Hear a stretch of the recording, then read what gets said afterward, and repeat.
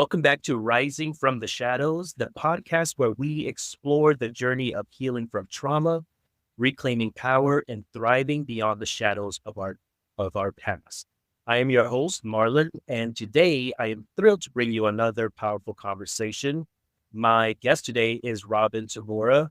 He's a courage and self-leadership coach, yoga teacher, and you're gonna have to tell me more about this shakuhachi player based in Berlin. After falling ill with hyperthyroidism in his mid-20s, he shifted from a career in video game animation to helping others cultivate courage, self-trust, and inner leadership through Heartworks, IFS. Love that. Mindfulness and systemic coaching techniques. He guides people in transforming fear and self-doubt into deeper connection with their true self. Uh, Welcome to the show, Robin. Thank you, Marlon. Thank you for having me. Absolutely, my pleasure. So, majority of our guests um, tend to have stories dealing from healing from narcissistic abuse. That is not your story today, but I thought it was important to talk to you because in some of my previous episodes, I talk about how someone falls prey to a narcissist, and it's really your sense of self.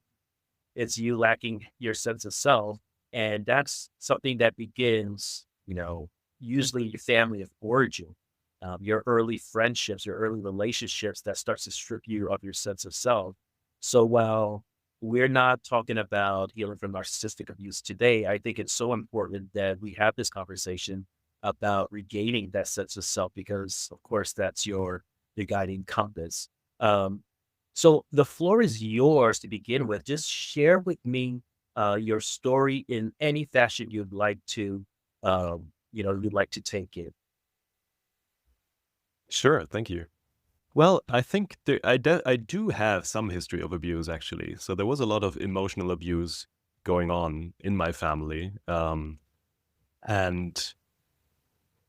that very much led me, me being like a very sensitive, sort of creative, introverted kid, just led me to just sort of retreat into myself and just be in my own world. And I didn't really want to have anything to do with the world out there, just because, my own family seemed such a dangerous environment already. Like, how Yeah. bad would the world out there be?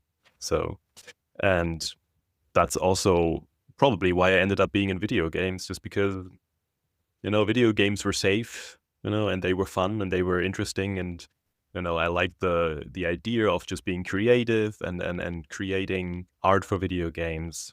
So I started doing that after school. And still, even though it kind of was my passion at the time, there was still like an underlying sense of just like, I'm worthless, or I have to become something. There's something wrong with me, or even like, oh, like it's a crime for me to exist almost, like I have to pay, almost like I have to pay bail or something, Oh, you know, Can for I for can I action. pause right there? What you said is so. I mean, I can totally relate that phrase that it's like it's a crime for you to exist, and you have to pay something into the world to do so.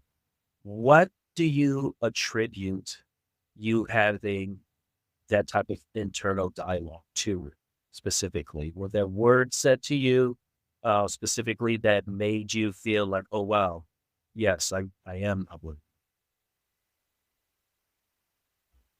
I think mm, not necessarily like directly in the sense of like you are worthless. More of a sense of, oh, okay, I'm being a burden.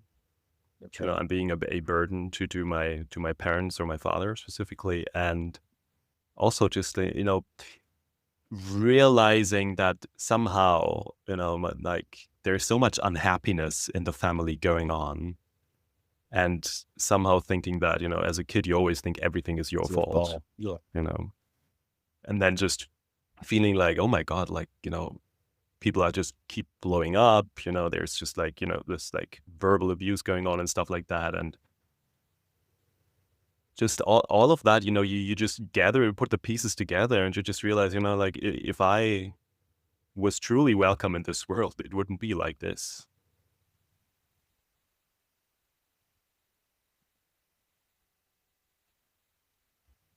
Yeah. So I think it's more sort of the energy that you pick up, and just a sense of like me being here is actually seems to be a bit of a problem rather than something beautiful, something to celebrate. If you're comfortable, can you share some of that family dynamic? You said there was so much um, anger or unhappiness, I think was what you said, in your house growing up. What in your mind were the like the stressors or the triggers that were kind of brought all this unhappiness to the surface? And like the verbal abuse from your father or however the adults in your family were interacting. Um, it's hard to sort of put it down, and to some extent, this is like my parents' business. But I think it's a combination of, for one thing, like cultural differences. Like my father is from Japan, and there are some similarities between German and Japanese culture, but also some things that are very different. And just Japanese culture has this thing of you are expected to do so much for other people and to also anticipate Mm. other people's needs and wants so much. And whereas German culture is much more sort of you just sort of come out with whatever you want. And that doesn't always go well together. And added that to that, just the fact that I always felt like sort of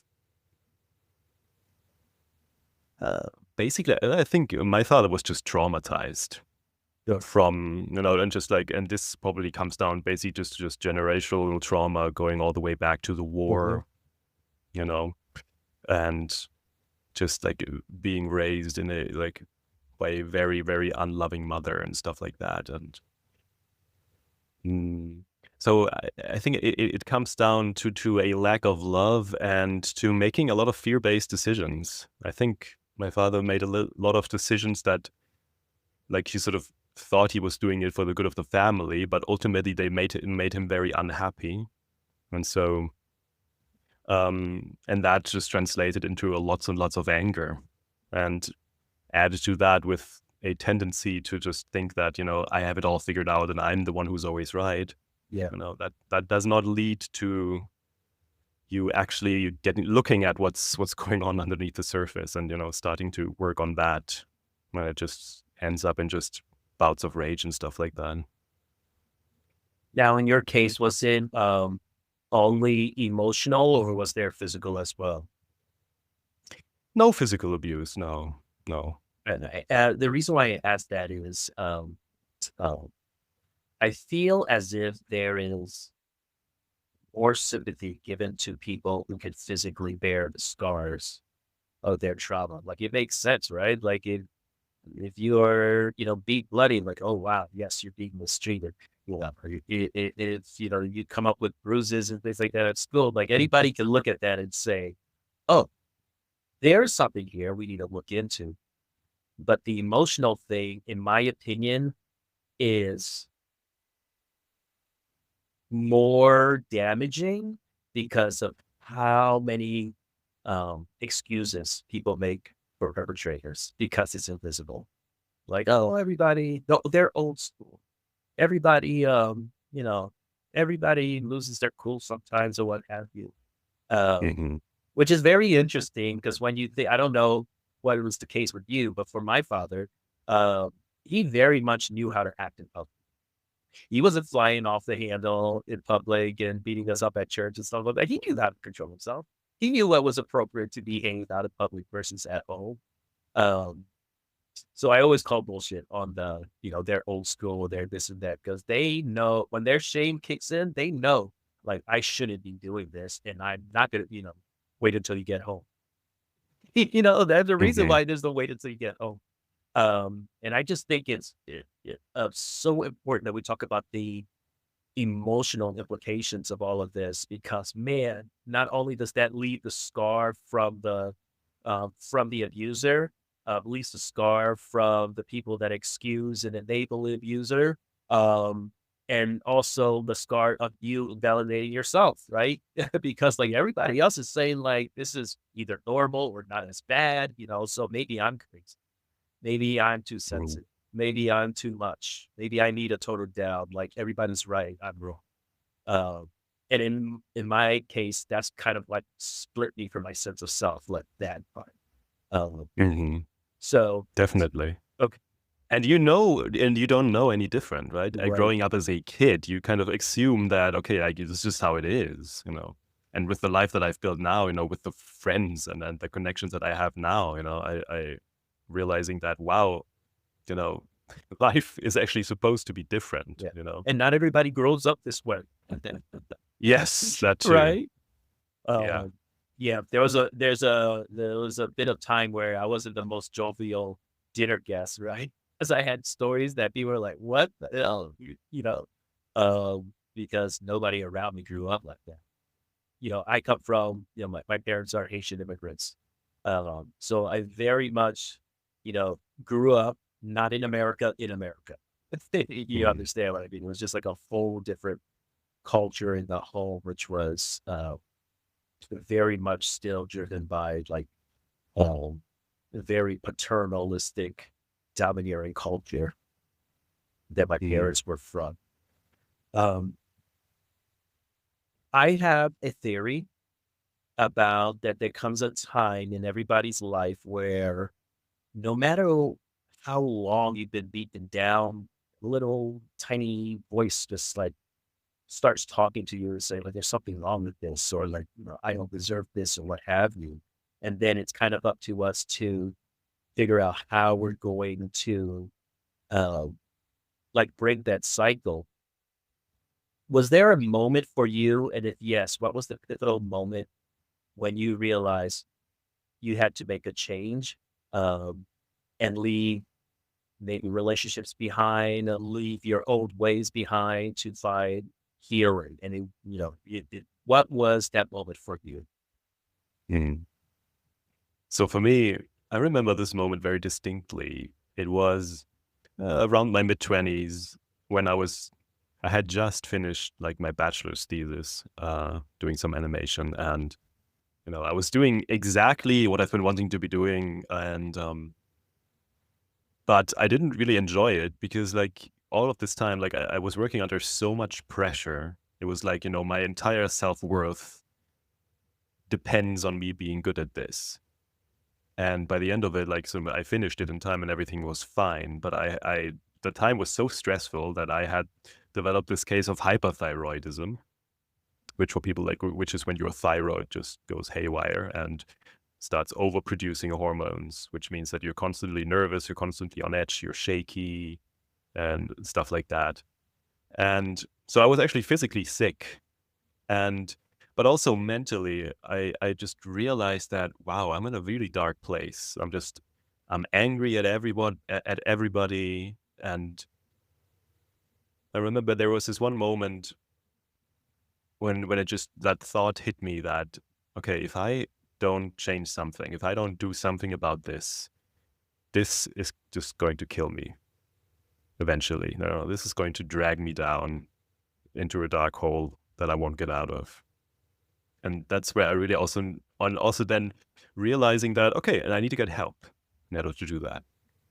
And luckily, throughout my life, I've always been surrounded by a lot of great people who were able to offer really good help. And um, I remember, because I was always very, very, just very fearful, very anxious, and I got into spirituality and martial arts and stuff like that because I wanted to know, how can I be free from fear? And I was reading a lot of stuff, but I never really got an answer. And then after having that moment, I remember like I was talking to my mother and she recommended me this book. I forgot who wrote it, but it was called Beyond Willpower. And there was this one line in there, which just was so eye-opening to me, which was that, whenever there's some kind of psycholo- psychological problem, it usually stems from some kind of fear. And that fear comes from a lack of love. So, and basically, there it was the answer to, okay, how can I be free from fear? Well, love is the opposite of fear. So that's what you have to ground yourself in. That's what you have to find. That's what you have to cultivate for yourself and for others. And yeah, Tell us basically, more about that because I'm hearing you talk about that and it feels intuitively like, oh yeah, that makes sense. Um, you put more love in your life, whether it's platonically or romantically, but like healthy love, those parts of you like fill up, right? Like it totally makes sense. And I'm just thinking about um like my path trying to find the answers was like so different. Like my focus was on um um power dynamics. Like how can someone who doesn't have positional power empower themselves? That was like my mm, thought. I was like trying to figure it out. Um and so it was a very like analytical thing that again continued to separate me from my inner self because I was just like, this is a math problem, like that I need to figure out versus like, Marlon, you weren't loved. You don't know what that feels like. So you think any type of attention is love or any type of praise that's love when you want it. And if some breadcrumbing is love, it's good enough. Uh, I never filled up my tank in love. mhm. That's so interesting. Uh, were you able then to take like the path into filling your tank up that way? Yeah. And now then it's a question of how spiritual do you want to get? But Listen, I'm very, I have my own belief system, but I think it's very interesting to have people, because hopefully people of all different walks of life tune in and hear these stories. And some people very much connect with spirituality, whether it's through tarot, whether it's through a Christian faith or Buddhism or what have you. So I think whatever helps someone connect to themselves and to sense of a higher power, um, let's talk about it. sure. So for me, it comes down to, because you said like, okay, you're filling up that tank of love. And the way I think about it, and I come at this from a sort of more, what you would call a non-duality kind of perspective, which is the idea that, there is no separation in truth. There's just oneness. And what we call love is actually our experiencing of that oneness.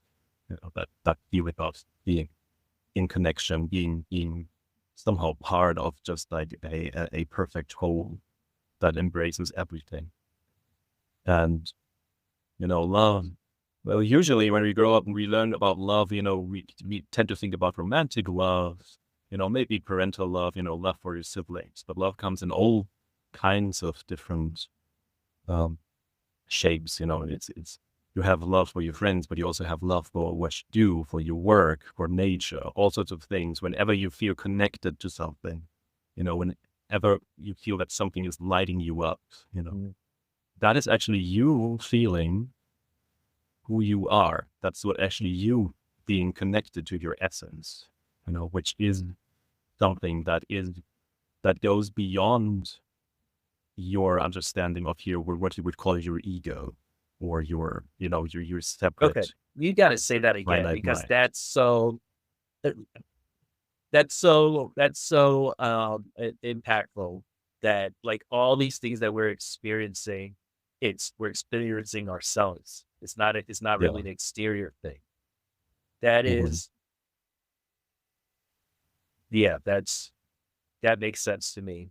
Um, in some of the other conversations I have, especially with the narcissistic abuse survivors, like myself, um, what comes up is that all the projecting of goodness that I did was things that I loved about myself, like the intellectual curiosity and thirst for life. It wasn't them, it was me. Those were my qualities. The generosity, those were my qualities. Um, and I just, I guess, expected that if this is the way I am, that's how people are. Other people are cool. Other people are generous. Other people, care, stuff like that. Um, and all this time, I didn't realize they were things about me, and I was looking externally for an indication that I was all those things that I'm seeing in this other person when it wasn't in that person at all. Um, so please say that again about how we experience things, and what light us up and like what that means about us. Well, basically, okay, if we take the assumption that, okay, like separation is not real, then whenever I see, take romantic love, for example, because that's usually in relationships, for example, okay, let's say I fall in love with somebody, and that person makes me feel like, I belong here, like I'm not only okay, I'm amazing, I feel all of this love that seems to come to me from this person. And then time goes by and everything goes to hell. And then you're super sad. And it's like, where did all the love go? Love is a lie. And the thing is that it's not the love that was the lie. What was the illusion is just the impression that it came from the outside, the impression that it came from a different person, when only that person was basically just a mirror that Yeah, reflected who you truly are, that reflected your innermost truth. And they happened to be a particularly good mirror for you at the time. But then things just change. And then, shards of the mirror just go on to become something else, And then people think, oh no, where did the love go? It's all, and well, it didn't go anywhere. It's always there. It's literally always there. It's literally all there is. It's inside you. And I think connecting, knowing that this is your essence, knowing that this is who you are, is actually what heals and what makes you become alive and what makes you become whole and to find your purpose. And all of these things come from knowing who you are, on the deepest level. that is so, well, that is amazing. My spiritual practice, I mean, I grew up very um, fundamentalist, evangelical Christian in America. Um, and I left all of that behind. And unbeknownst to me, my spiritual practice became journaling. Um, I have journals from like 2006. And so I remember when I was getting back into myself, what did I do? I started making a list of like things that I liked, you know. On one of the lists was the blueberry pancakes. I love blueberry pancakes. Just like making it's actually on my phone now. It's on a note. It says self inventory, um, and just writing it out, all the things that I love about myself. I love dancing. I love cooking. I love exploring. I love art. I love music. You know, I love things of beauty. I love my cigars and my whiskey. All these things that I feel like so me when I'm doing it or when I'm being it. Um, that was in a way me experiencing all of that, internal stuff that I never verbalized or articulated. Um, and so it's interesting how your spiritual practice and my spiritual practice of simply journaling kind of brought us to the same conclusion. Mm. Yeah, I think there are so many different paths to just finding the truth, if you will. And then, as many paths as there are people. And Yeah.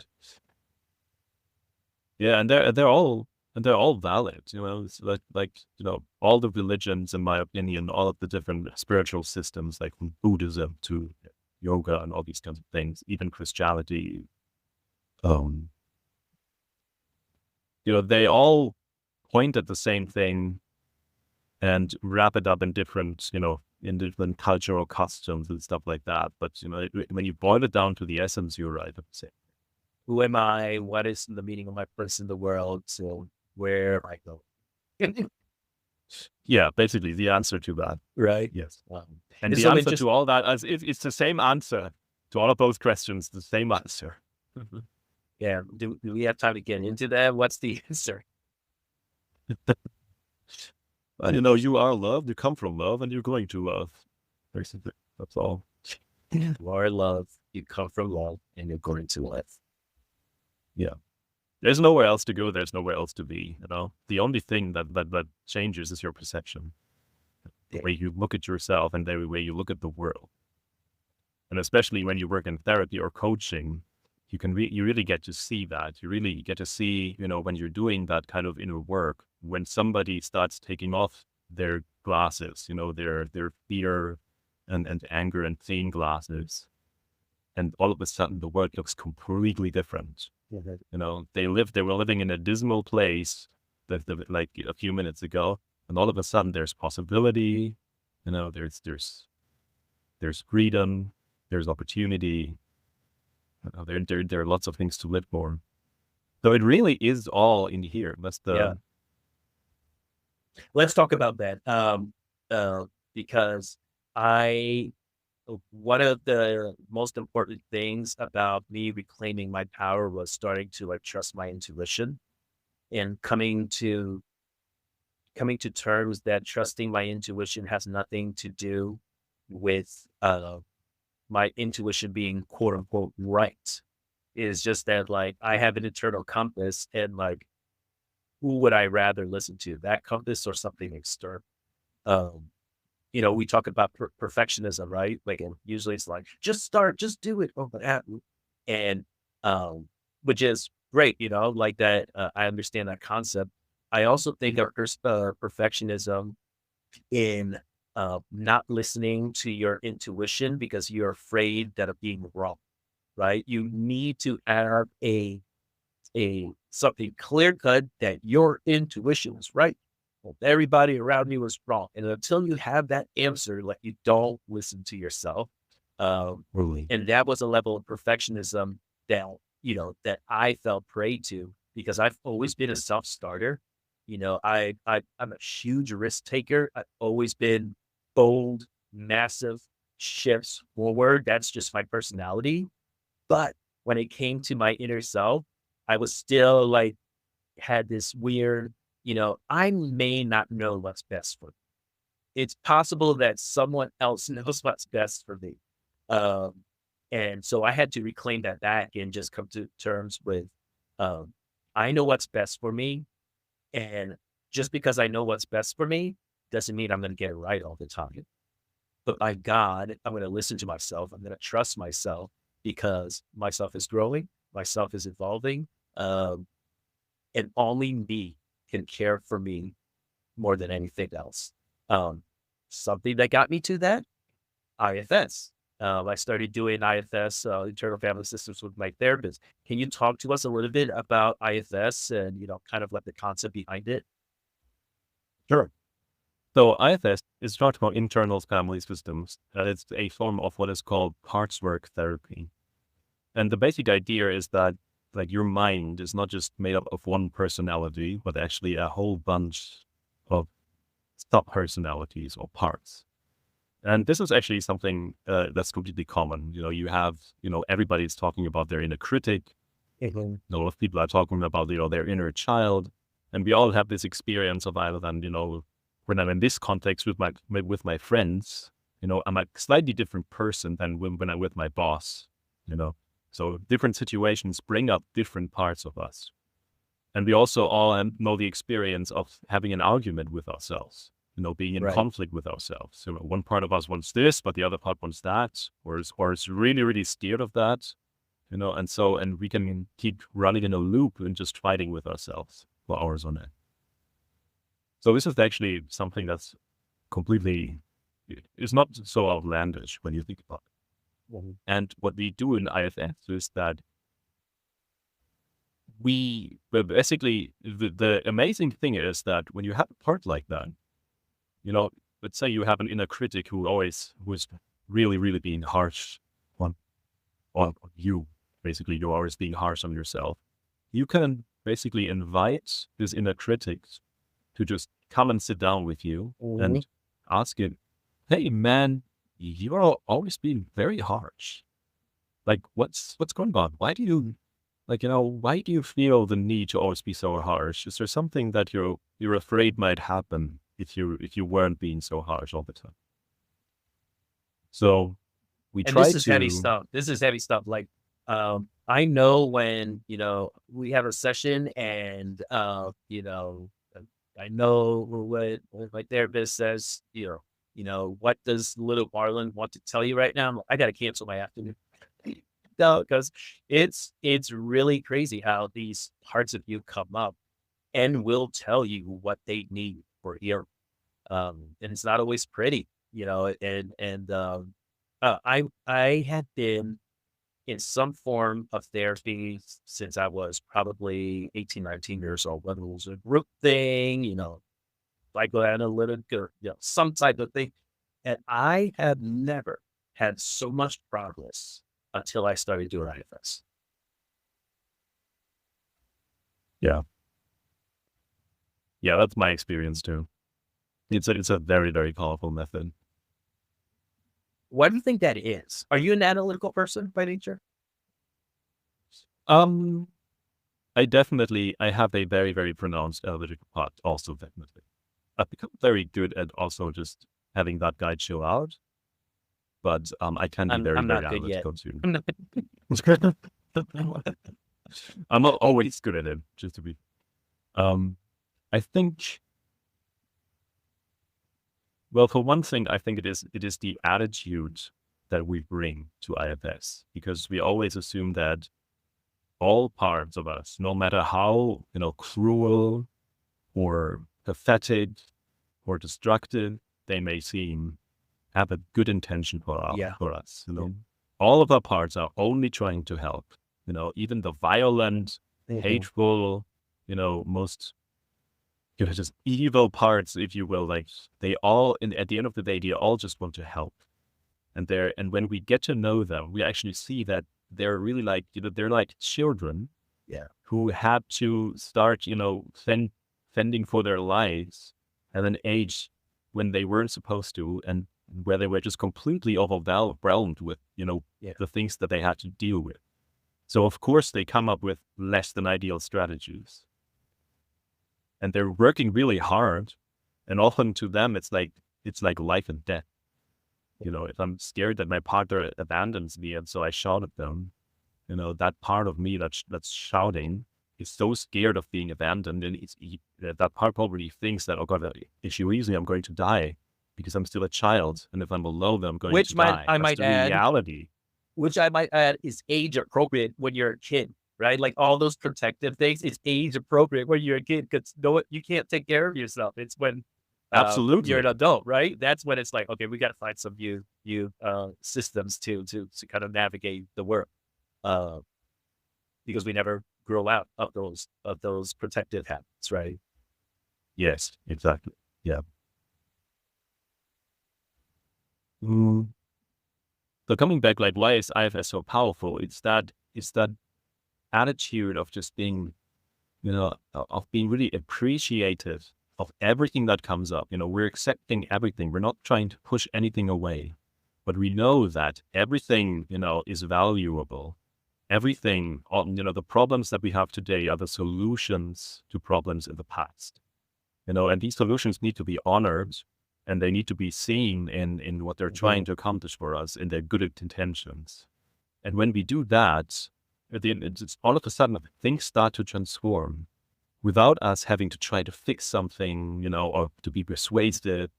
All of these things don't work. What works is just holding space, witnessing, appreciating, having compassion, and just and seeing things as they are, and identifying the needs that are behind what we're experiencing, the behaviors that we're displaying. I want your thoughts on this. I am not a professional academic or anything on this, right? I'm a lay person. I have a theory that there is only one thing that anyone ever needs to work on to find like complete wholeness with themselves. And that's just fighting shame. What are your thoughts on that? Because I even feel like the opposite of love is not hate. I think it's shame. Shame makes us change who we are to fit in someone else's reality. Shame makes us choose things that are not authentic with us. Shame makes us feel bad because of these protective parts that took care of us as kids are coming up now as adults and like we shouldn't feel that way or that was bad or what have you. Uh, it seems to me that it all boils down to shame. Ooh. Um, I think there's some truth to that. So, well, basically, what shame does, because the message of shame is basically there's something wrong with me, right? So, and the message of love is that this is right.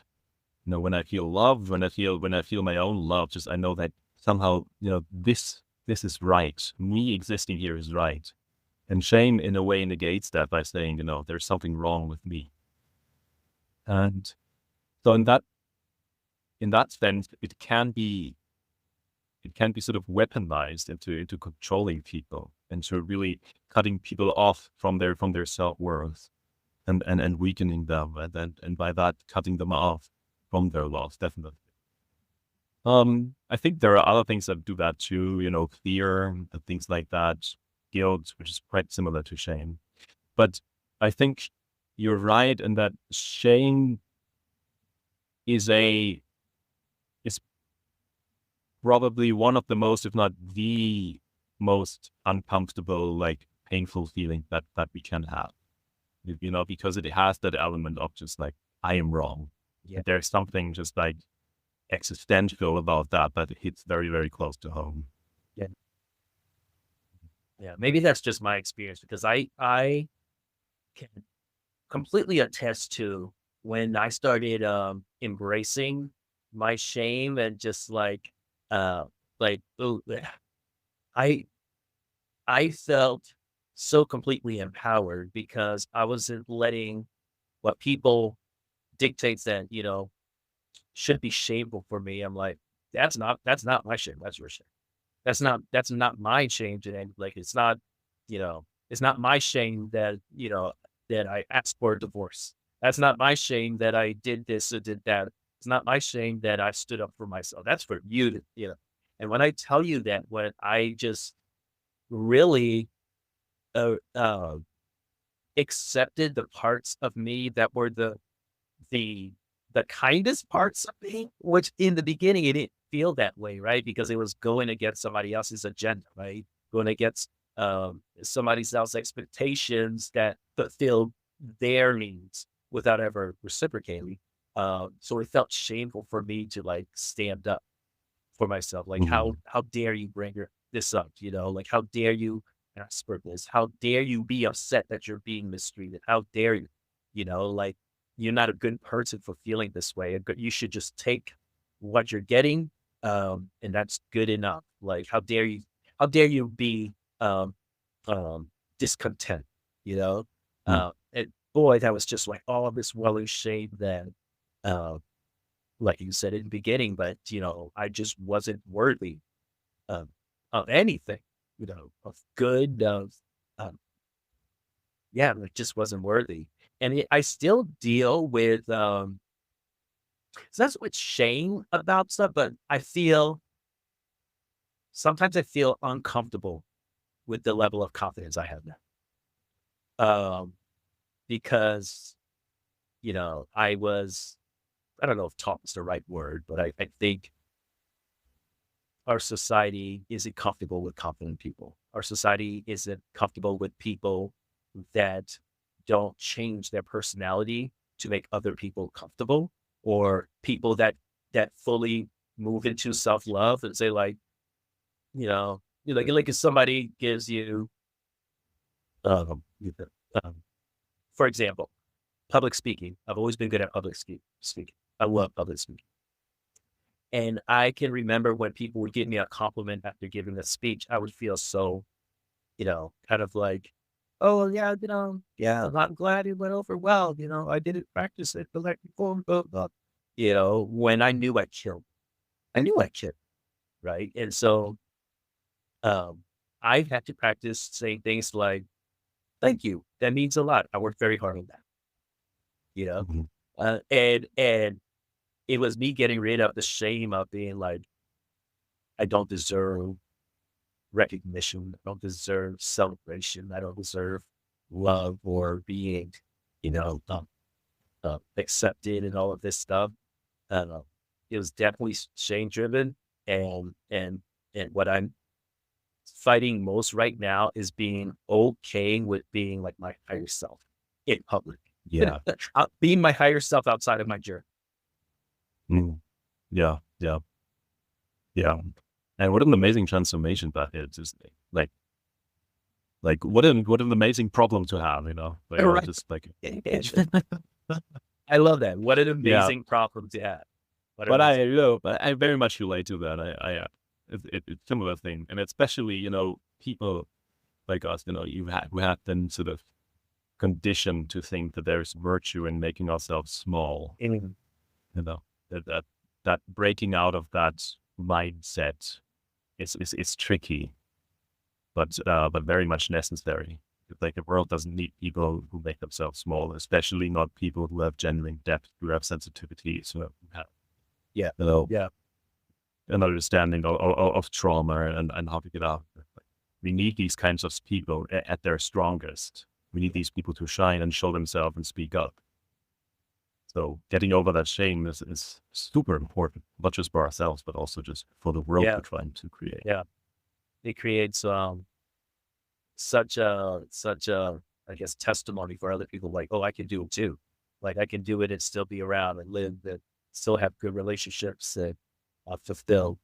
Um, I tell a story in the keynote that I give about uh, how I liken uh, all the courage, all the self-worth that I have now. I thought it was just like a kind of like a sudden thing that happened after like, the light bulb went off. But I realized over my life, there were certain times that I was strong. And, it wasn't like consistent, but just like this situation I was strong, that situation I was strong. This one I stood up, this one I did this. And I liken it to like putting a deposit. Uh, you know, putting your pennies into like a little deposit and then it grows. And now, I have a whole bunch to draw on. When you look back at your life, even when you felt the lowest up until now, can you identify times, in the darkest moments where there were little deposits that you put into the bank of love that all to culminate into, the self-actualization that you may be experiencing now? Were there little deposits along the way that you can identify? That's an interesting question.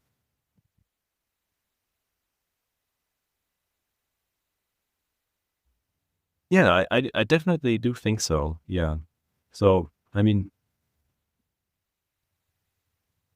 it's like we have a way of just finding ways of making our truth come to the surface. And for me, it was art when I was a kid, and writing, Amen. writing stories, drawing, things like that, or even like being at the theater club. So being creative, and I think I could feel a lot of appreciation coming towards me for these things, and also there are different things. I signed up at a like martial arts school when I was 10, and I trained there for like over 10 years, and just going through that, having that experience, and I had a really great teacher, by the way. He really was really good at teaching people the value that hard work pays off. And now that I'm still benefiting, I think, from what I learned there. not in terms of being able to fight or something, but just from in terms of, being able to of discipline and dedication and all these kinds of things. So when I look back,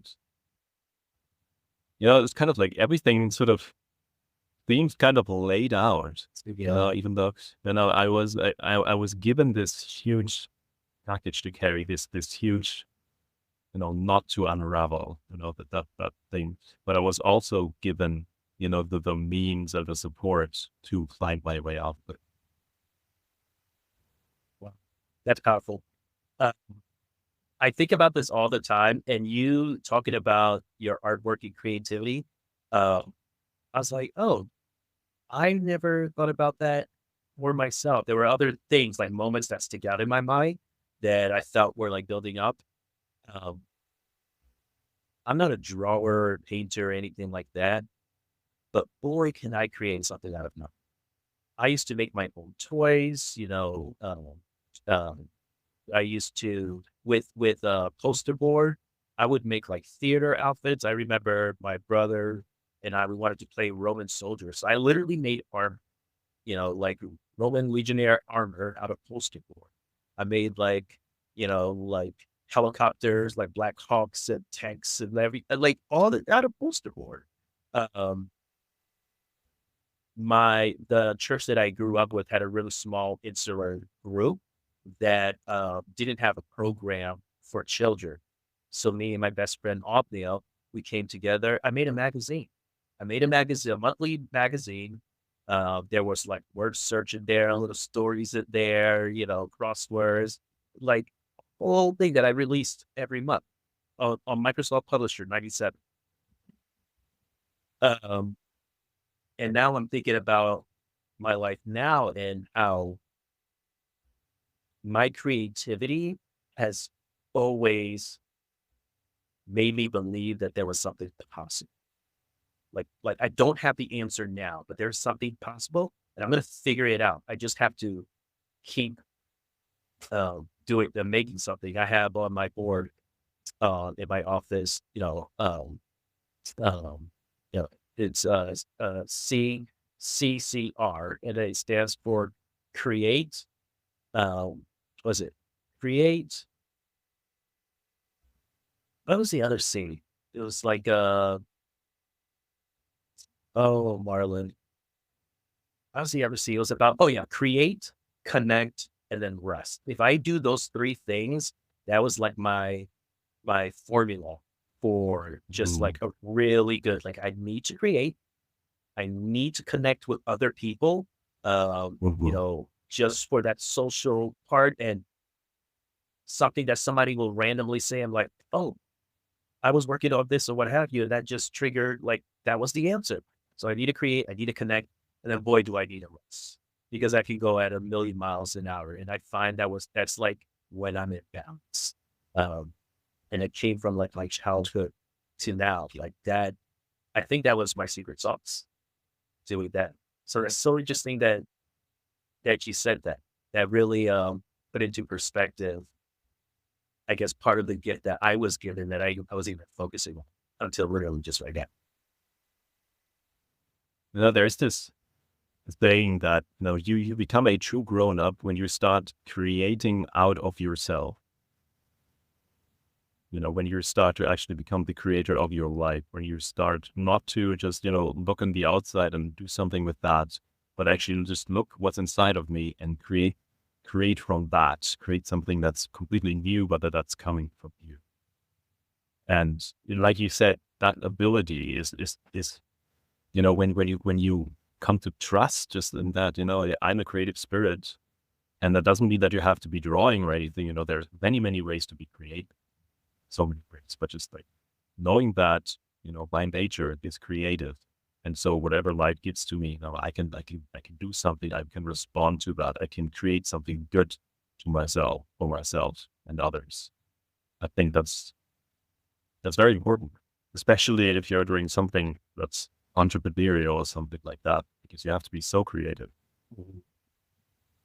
100%. Let's talk relationships. Navigating relationships post trauma. Um, it's been my experience that healing kind of forces us to reevaluate the people in our lives. Um, what were some of the biggest shifts in your relationships as you healed, and how did you approach setting boundaries to protect, the path you were on, protect your peace? Um, I think, yeah, there is this phenomenon of outgrowing people, and as you sort of enter a different stage of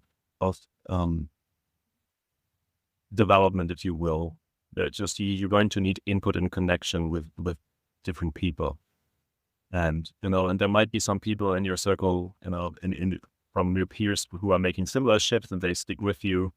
And there are some people who just who are not, and then just the connection gets weaker, just because there's nothing to be done there. It's like a different frequency.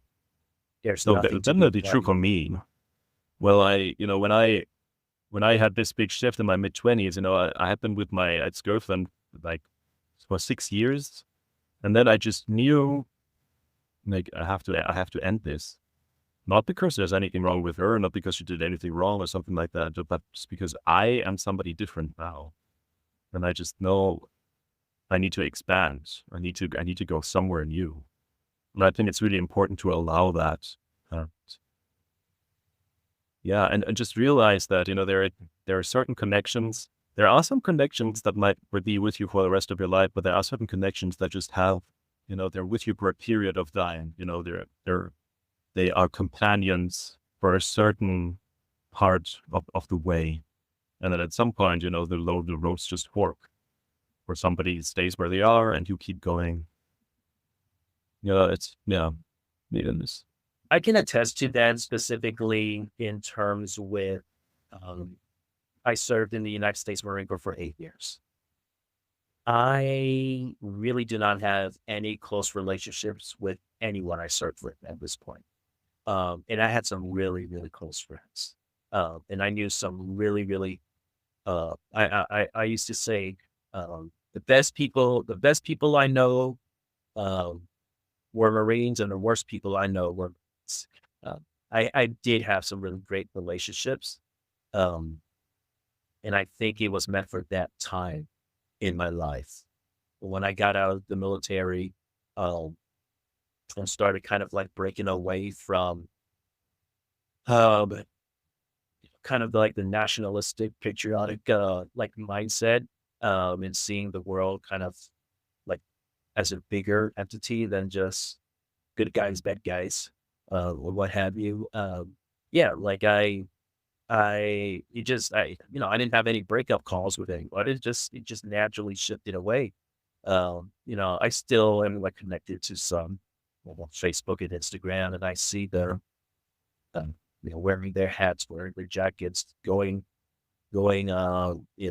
drinking on the Marine Corps birthday and stuff like that, and do year after year. I mean, I'm 37. It's um, you know, they're still so deep into that identity, and it just wasn't me anymore. And so that shifted.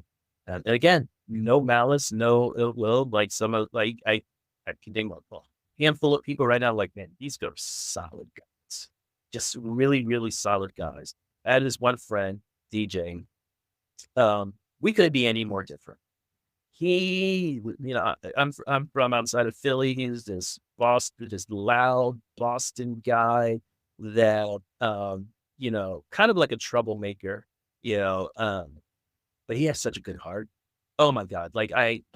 He probably was the most genuine people that I've ever met. Now, his life habits were not conducive to life habits. Um, but I could trust his heart. I could trust his heart. Um, And, but we just kind of drifted based on what we were trying to pursue in life, how much more we wanted to, elevate. And it's just so interesting that you say that, uh, because I know that setting boundaries and outgrowing relationships, it really can sometimes feel like an act of betrayal, especially if some of these people like really helped you out in some like low parts in your life. And so sometimes feels like a betrayal to like step away or move forward. Um, how do you navigate kind of the emotional push and pull of enforcing those boundaries or just like staying on your path when you have those feelings of betrayal? I mean, relationships are not easy, and sort of the closer you get, the more complicated it gets. So I think at the end of the day, you have to be honest with yourself, and also realizing that you know you- um you're not really helping anybody. If you're sticking with a person, even though you're not feeling it, you're not really doing them a favor. Yeah, day. Mhm. And that feeling of guilt, or that feeling of I owe this person something. That's sort of that's kind of making ourselves small, and also making the person small, Whoa, that is a good point. because we give, when we really give from our heart, from a place of abundance, we don't really need something from return. Actually, giving and receiving is actually the same. So, the and it comes down to transparency. If you really expected me to stay with you for all life, then you should have just you should have said so. Or if you really want something, need something in return, then please communicate it. But don't be intransparent about it, because it makes things complicated.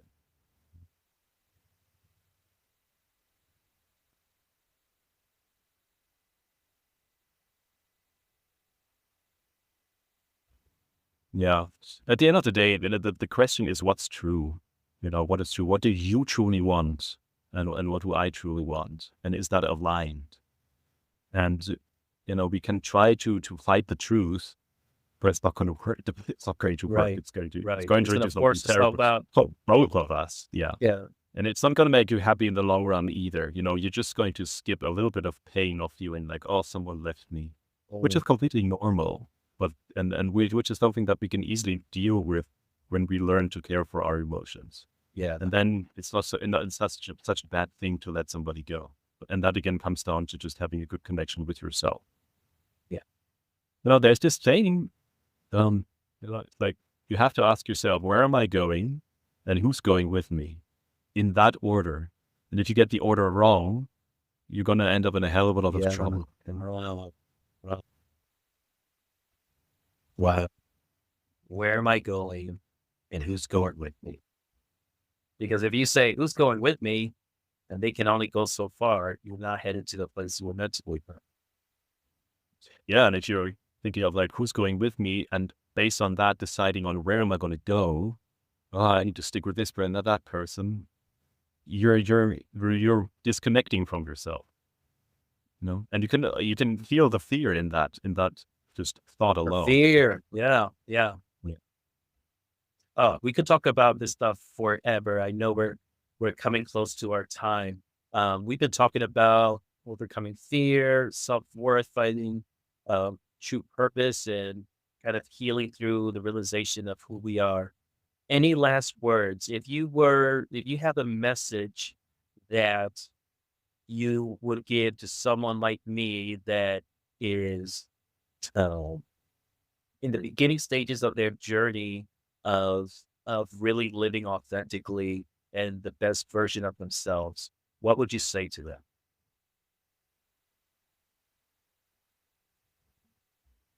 I would say, take your time, have trust, don't be afraid to ask for help, and just know that, find that place inside of yourself that's always going to be home. Know that your wholeness cannot really be threatened, no matter what happens.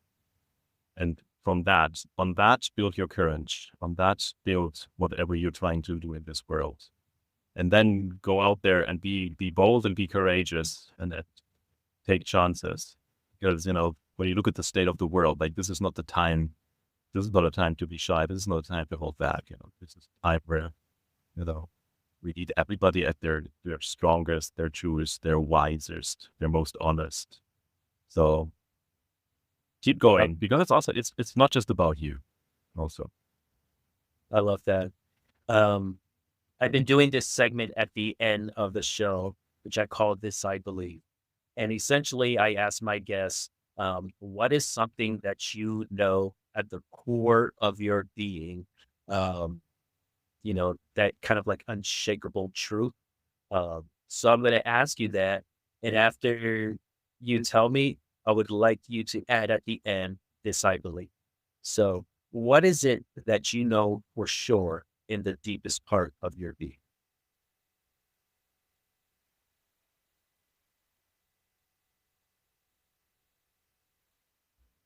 I am love, and there is only this I believe. That's great. That's great. Thanks, Robin. Has been an like incredible conversation. Um, this is not just casual conversation for you. I know you're involved in this work. Where can our listeners connect with you, learn more about what you do?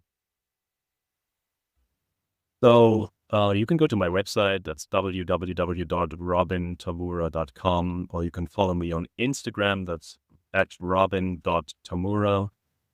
I haven't set up a TikTok account yet, but I'll probably do that soon. But yeah, my website and Instagram is the easiest way to find me. So, well, we're going to put that definitely in the description of this episode, but I want to thank you for sharing your story and your wisdom with us today. Uh, I definitely am walking away with a lot, and I'm sure our listeners will too. And again, to our listeners, thank you for joining us on this episode of Rising from the Shadows. And as always, remember that healing isn't the absence of shadows, it's learning to thrive in your own right. So rise today, rise tomorrow, rise always, because the shadow doesn't stand a chance. Until next time.